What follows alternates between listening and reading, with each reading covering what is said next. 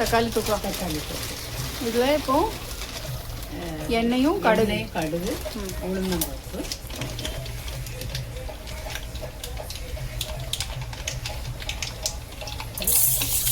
கடலைப்பருப்பு.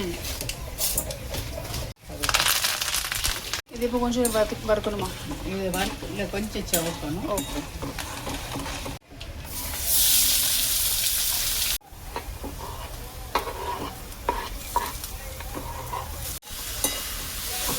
ஏதாவது போடணுமா இல்லை?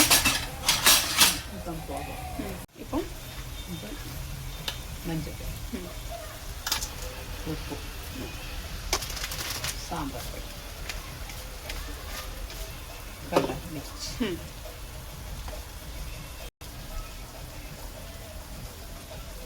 என்னது காய்,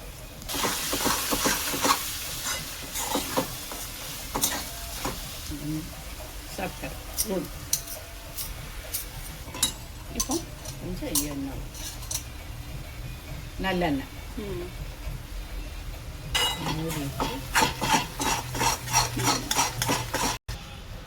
நல்லா இருக்கா? நல்லதும் எரிப்பு காணது. கொஞ்சம் திக்கா மிர்ச்சி போடும். இப்போ கொஞ்சம் உப்பும் போடணும். நார்மல் மிர்ச்சி பவுடர் போடுறோம். ஏன்னா எரிப்பு ரொம்ப இல்லவே இல்லை.